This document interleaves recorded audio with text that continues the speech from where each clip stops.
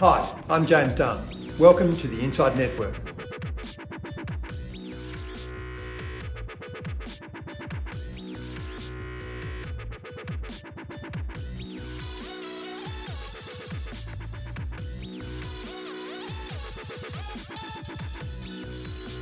Welcome to INDepth, and joining me today is Max Swango, founding partner and managing director of Invesco's global real estate team. Welcome, Max. Thank you. Great to be here. Great to have you. Thank you. Max, does the return of inflation require a different approach to investing in property? Different, yes.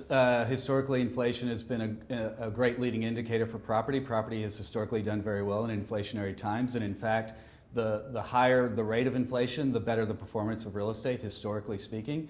Clearly, there are things that we can look for in our portfolio that can be a benefit. You want shorter term leases, so investing in sectors like residential that have one-year leases, or even when we're working with tenants to create new leases, making them shorter rather than longer.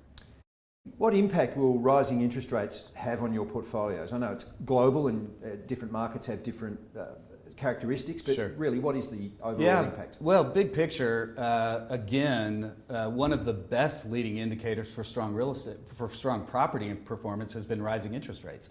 So in my career, I've been with Invesco Real Estate for 34 years. There have been 7 times when the U.S. Treasury has gone up for at least 3 consecutive quarters.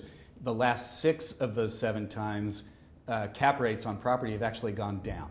And that's because when rates have been going up, the economy has actually been growing, creating more demand for property space. Occupancies go up, rents go up, cash flows go up, and values go up.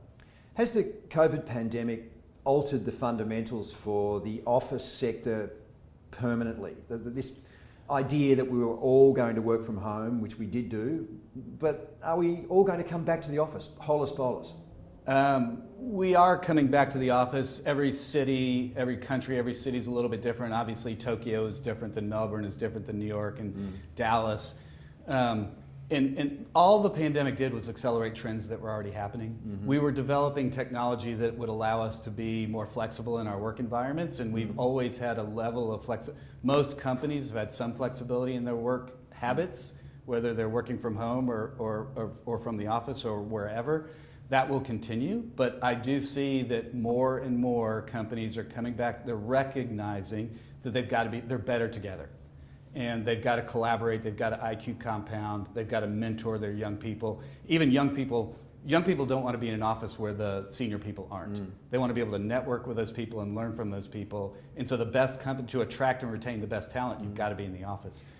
It was quite exciting initially, wasn't it, to work by Zoom and do it from home, and it was looking like the way we were going to be. But as you say, just that serendipity of running into someone in a corridor and having a conversation, you might not have seen that person in your normal day. Exactly. That we're humans. We proved that we can maintain business on a 1-hour Zoom call per day. If you really want the best companies that can grow their businesses have got to be together. They've got to collaborate. They've got to IQ compound. And could you, as an investor, ever really close a deal without having been face-to-face with the vendor? It's so hard. It's so hard. That's right.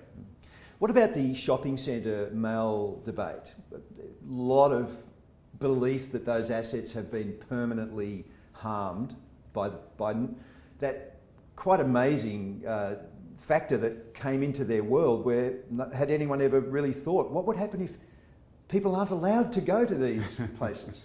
Well, many shopping centers have been permanently changed. Many have, and the world has too much retail space, and the biggest abuser of that is the United States. The United States has far too much retail space.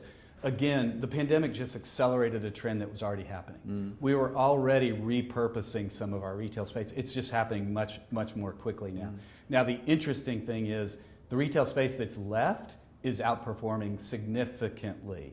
The retailers are going to occupy less square footage per company than they did before, but they want to be in the best locations and they're willing to pay higher rents to get there.